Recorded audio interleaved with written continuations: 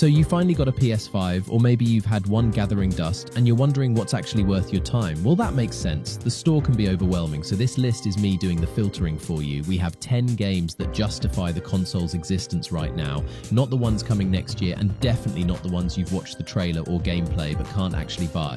What we have here are the ones you can download right now and be blown away by. We're starting at number 10 and counting down.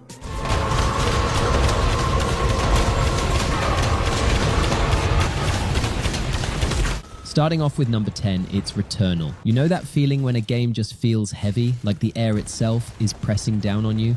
Returnal does that from the first minute. You crash land on an alien planet and there's no music, just wind, just your breathing, just the sound of alien structures shifting in the distance.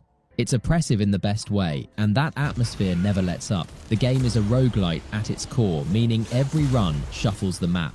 You'll see the same biomes like the overgrown ruins, crimson wastes, and derelict citadel, but the layouts shift, enemy placements change, shortcuts open or close based on what permanent items you've unlocked.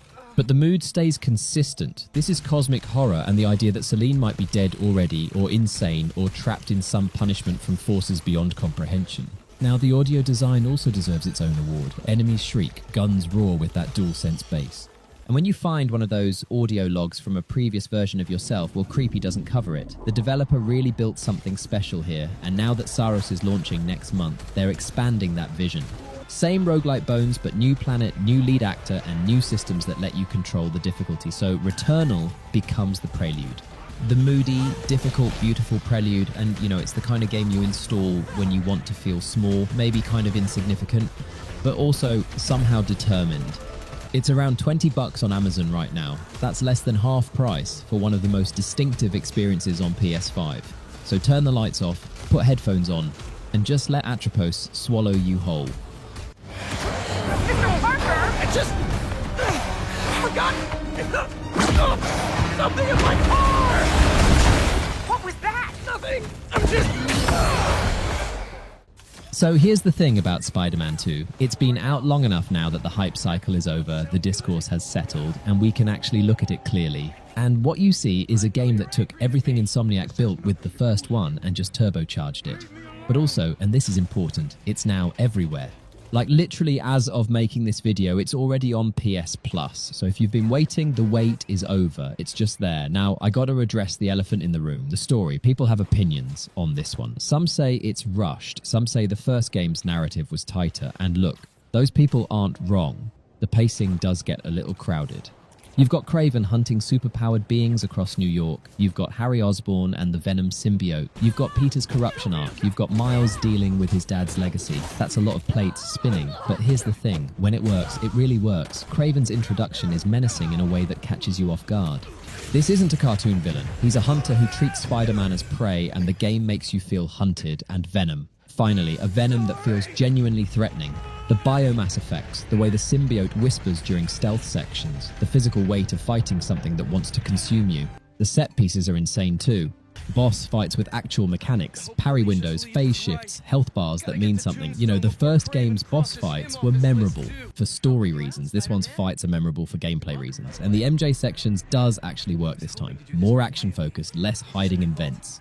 And look, the story is definitely not perfect. Some threads feel like they needed another draft, but the emotional beats land, like Peter letting go of the symbiote, Miles stepping up when it counts, the final act choices. These moments stick with you.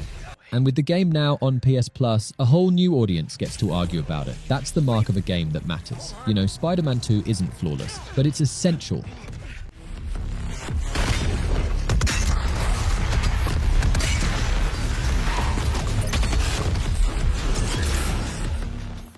And at number 8, we have Doom Eternal. Look, we all know that the Dark Ages just came out last year, so why are we talking about Eternal? And that's a fair question. But here's the thing, when I look at the two side by side, Eternal is still the one I keep coming back to. The Dark Ages is great, don't get me wrong. It's got that tanky, grounded feel, the new parry system, the shield saw, but it's also slower, way slower. You don't dash, you don't double jump, you're locked to the ground, and for me, that misses the point. Doom Eternal is ADHD, the video game. You're flying through arenas at blazing speed, switching weapons constantly because ammo is deliberately scarce, juggling cooldowns, glory killing, flame belching, chainsawing, all while heavy metal blasts in your ears. You know, it's not just a shooter, it's a rhythm game disguised as one. So you either learn the dance or you die. And then you die again. And you know, the resource loop alone is genius. Chainsaw for ammo, flame belch for armor, glory kill for health. Every action feeds into the next. And if you stop moving for even a second, you're dead. Some people hate that. They call it stressful, exhausting, like doing homework. And yeah, I get it. It demands everything from you. But that's also why it's brilliant. So yeah, Doom Eternal is here not because the Dark Ages is bad, but because Eternal is the one that still makes my heart race when I think about it. It's the one that demands you get better. And on PS5, running at a buttery 60 FPS with that DualSense feedback, it's kind of essential, could be an all-timer.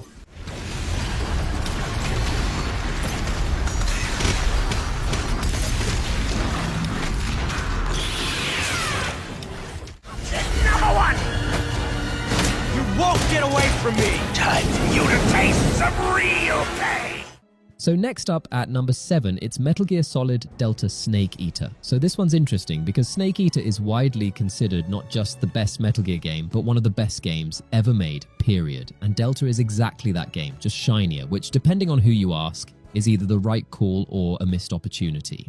This one also dropped last year and Konami has been patching it since, most recently in January with some text fixes and minor bug adjustments. And apparently it's sold over 2 million copies as of March of this year, so clearly people are showing up. And here's the thing about Delta, it's a one-to-one remake. Same story, same dialogue, same cutscene direction.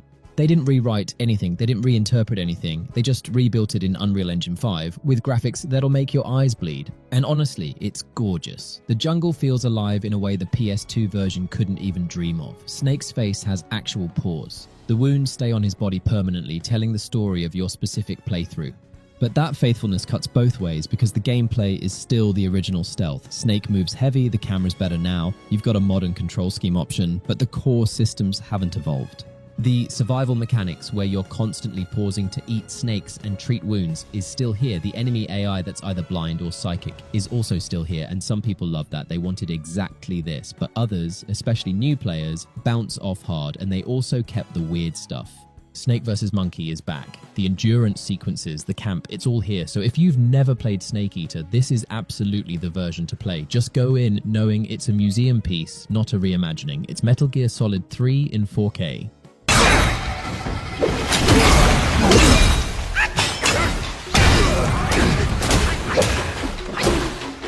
Now coming in next at number 6, we have Black Myth Wukong. Look, I'm going to be honest about this one. Black Myth Wukong is maybe the hardest game to place on this entire list because it's simultaneously one of the most breathtaking experiences on PS5 and also, depending on when you played it, a technical mess. I mean, it launched August in 2024, sold 10 million copies in 3 days, and then immediately became the center of this endless online debate about whether it's a Souls-like, whether the performance is acceptable, whether it deserved Game of the Year, and the answer to all of it? Kind of. Personally, definitely. The visuals, though. This is Unreal Engine 5, doing things most games can only dream of. The Chinese mythology setting, the dense forests, the fur on the bosses, the particle effects during spells, it's a showcase, but there's something that kind of frustrates people, the invisible walls. The level design can feel like hallway after hallway, but other than that, there's really nothing else that you can complain about. I mean, this really proves why this game got a massive 81 Metascore on Metacritic, as well as 8.2 user score. Game Science proved that this game wasn't a technical demo, which everyone assumed when the first trailer was dropped, and now they just dropped a teaser for their upcoming game. So if you have a PS5 and haven't played this one yet, I'm telling you, you're missing a lot.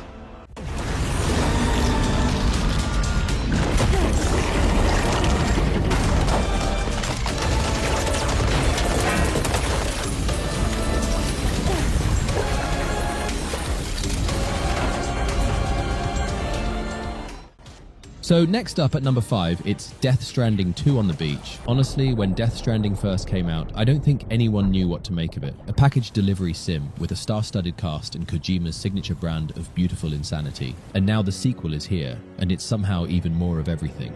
The thing about Death Stranding 2 is that it takes the foundation of the first game, the traversal, the asynchronous multiplayer, the weirdness, and just builds upward.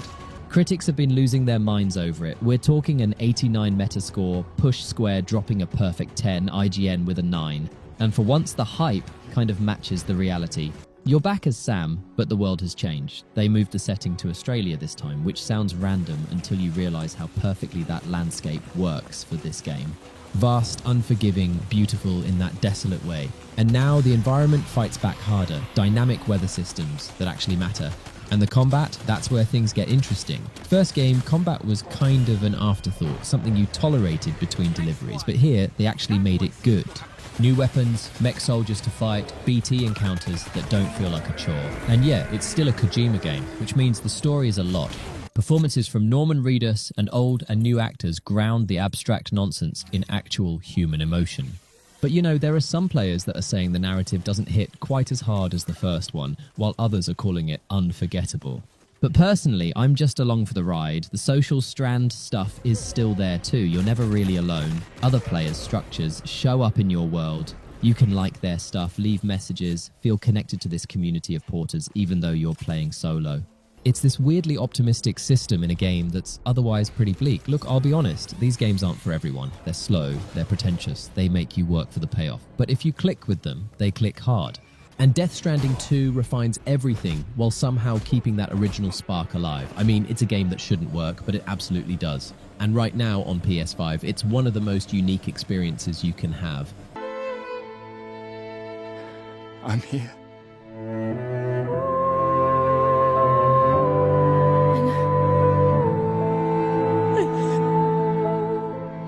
And next on the list, we have Clair Obscur Expedition 33. You know, when this game was first shown, I think a lot of people, myself included, looked at it and went, okay, pretty art style, turn-based combat, looks cool. And then it came out, and then it absolutely demolished everyone's expectations. I mean, this is the kind of debut that developers dream about. A tiny French studio started by some ex-Ubisoft guys during COVID, just messing around with ideas inspired by Final Fantasy and Persona. And they somehow shipped this. The premise alone hooks you. There's this being called the Paintress. Once a year, she wakes up and paints a number on her monolith, and everyone who is that age, they just turn to smoke and vanish, erased. The number ticks down every year. 100, then 99, then 98. By the time the game starts, she's about to paint 33. So the people who are 33 years old have 1 year left to live, and they decide to spend it sailing toward her, forming Expedition 33 to kill her and break the cycle. That's your party, people on a suicide mission with a ticking clock built into their very existence. But here's where it gets interesting. The combat is turn-based, right? Classic JRPG style. But they layered in these real-time elements that make every single fight feel active. You're not just selecting attack from a menu and watching. When the enemy comes at you, you have to dodge or parry in real time. Time it right and you take no damage, maybe even counterattack. Time it wrong and you eat a face full of whatever that nightmare creature is throwing at you. It's this hybrid that somehow works perfectly, keeps you engaged even during your turn. The world itself is also worth mentioning. It's this twisted Belle Epoque France aesthetic. Think beautiful architecture, flowing dresses, elegant designs, and then everything is corrupted by these surreal, horrific creatures. You'll go from a gorgeous landscape to something that looks like it crawled out of a silent film nightmare. The art direction is just perfect. Now, the main story is about 30 hours, but I'm sure you'll spend more time than that just to see everything the game has to offer. So yeah, Clair Obscur Expedition 33, a game that came out of nowhere, proved that turn-based combat isn't dead. It just needed a fresh coat of paint. Literally, one of the best things you can play on PS5 right now.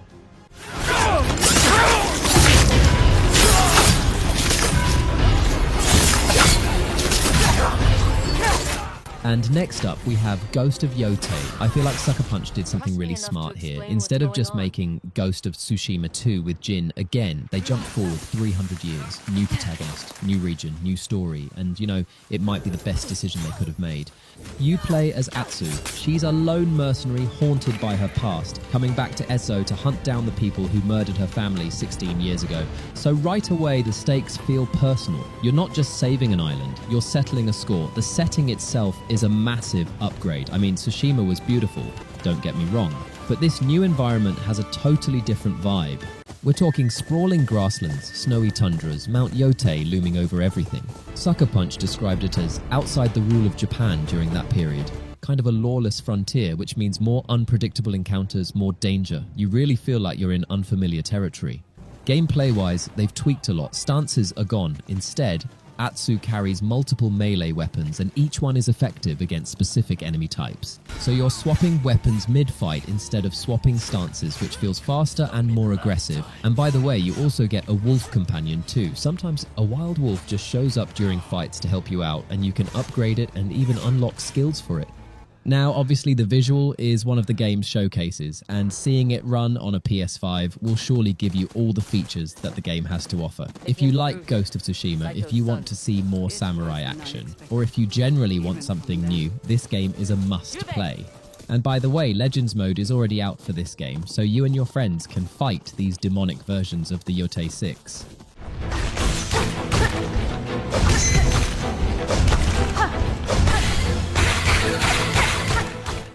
Now at number 2, we have Hollow Knight Silksong. Look, you could play this on basically anything. It's on Switch, PC, Xbox, last-gen consoles. But there's something about the PS5 version that just feels right. It's native, first of all, built for the system, not just ported over. The DualSense integration is subtle but present. Vibration that matches Hornet's footsteps, little tactile cues when you land hits or take damage, and post-launch, they've even added DualSense Edge support, so if you've got the premium controller with the back paddles, you can map stuff and really dial in your controls. The game pauses when your controller disconnects, which sounds minor until you've had a controller die mid-boss fight and realized you're screwed. But, you know, that's just the bonuses of this game on PS5. The main star we have here is the story, the gameplay, the difficulty, the world, basically everything. Your Hornet this time, she's faster, more acrobatic, you feel it in every jump, every dash.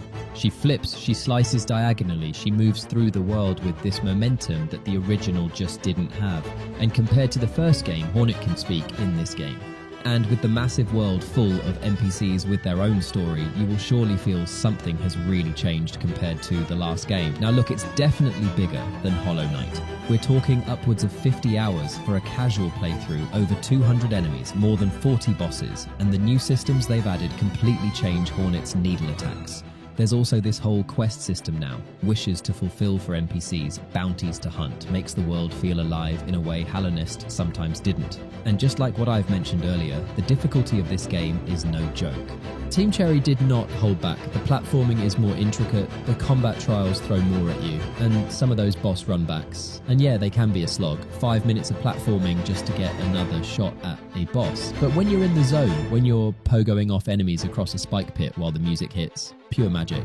So yeah, Hollow Knight Silksong is definitely one of the must-plays. Not only on PS5, but on every system. It's a game that demands patience, punishes you, but rewards you with some of the most beautiful, intense 2D action you can play right now.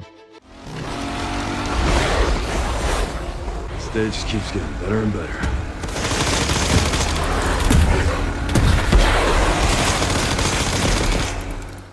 And finally, at number 1, it's Resident Evil Requiem. So this one just dropped, just last month as of making this video. And honestly, it's already sitting at number 1 for a reason. This is the franchise's 9th mainline entry, and they weren't kidding around. You're playing as Grace Ashcroft, FBI analyst, sent to investigate this abandoned hotel where people are dying from some unknown disease. And here's the twist. The hotel is where her mother died years ago. Her mother, by the way, was Alyssa Ashcroft, survivor of the Raccoon City incident, reporter who kept digging into Umbrella after the fact. But then you also get Leon.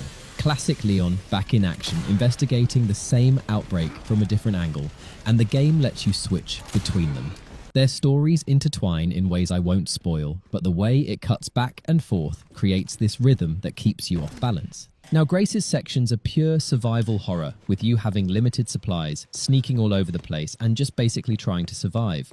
However, things will get intense once you play Leon's section. He's already been a lot, so expect to see a lot of actions. I do also have to mention that this game will now allow you to switch perspectives on the fly. You can seamlessly switch between the first person or third person. It's up to you. And yeah, basically everything about this game is what you will ask from a Resident Evil game. So if you haven't played it yet, do yourself a favor and start doing it. Anyway, those are just some of the best PS5 games you can play right now. Good mix, right? You've got the horror, the action, the indie darlings, the massive AAA experiences. You know, kind of wild how far the library's come in just a few years. If you've already played through most of these, first off, respect. Second, drop a comment with what you'd add. But anyways, thanks for watching and I'll catch you on the next one.